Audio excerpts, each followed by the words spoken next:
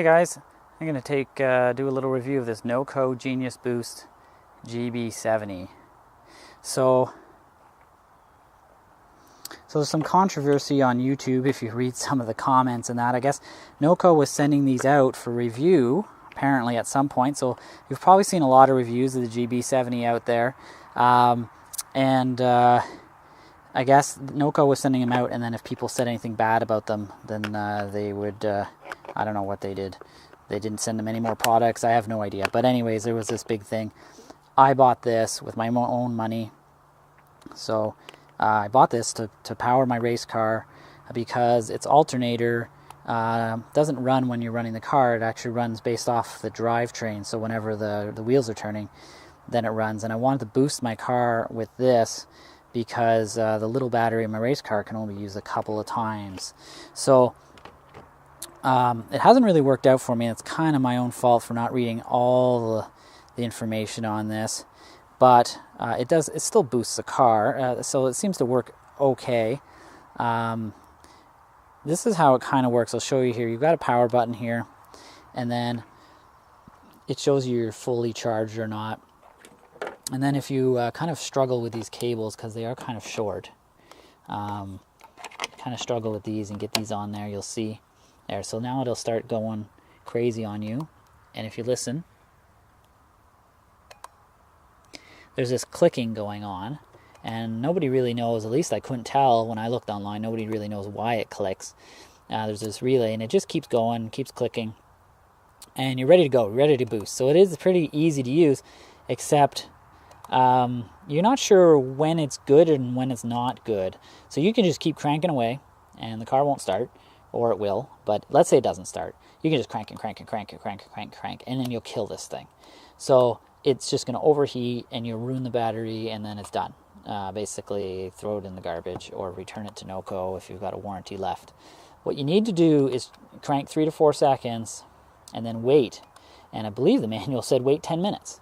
So you need to wait for this thing to cool down. It just gives a burst and goes. So you can't just keep cranking.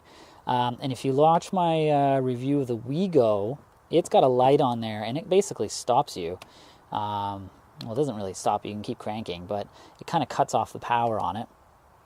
And it does that to save its battery internally. So I do like that a little bit better than this in this case. So I'm going to take that off there. And I don't think it'll click. Yeah, so it doesn't click anymore if it doesn't have the power. Now, if you put it the wrong way, it will. It's not super obvious, but it is, kind of obvious. So it'll put a bright red LED there. But if you're not 100% sure what's going on, you may not know what that is. So I do like the WeGo compared to this in terms of ease of use. For the end user. So it does have a flashlight. Turn it on here, you'll see it's pretty bright, but it's more dispersed, and it's also got you can click on it and it's got dim modes, so you can have different dim modes, and then you've got a flasher as well. So it's got those settings on it.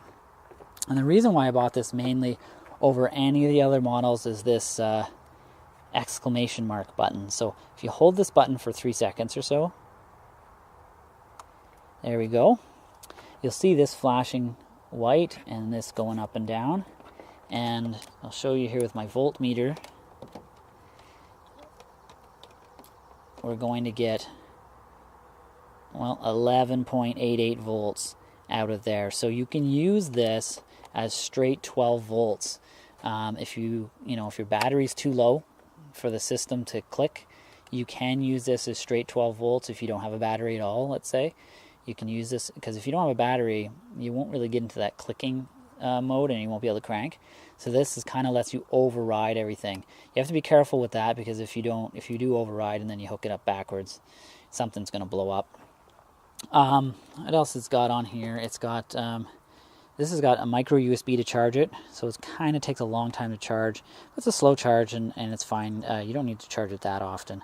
And then you've got USB and a 12-volt output as well here, and a charger there as well if you want. So I've been kind of happy with it. It's kind of worked for me. The only thing is these short cables. I was actually going to cut them probably and make my own cables a little bit longer, even though you know, the longer cable you have, the more resistance, the less power this thing's going to put out. But if you put a really, really thick cable on there, you might be okay. I'm not going to make it like 10 feet long, but I thought I might make it another 6 inches or something like that. So there you have it. That's my little quick review of the GB70, and thanks for watching.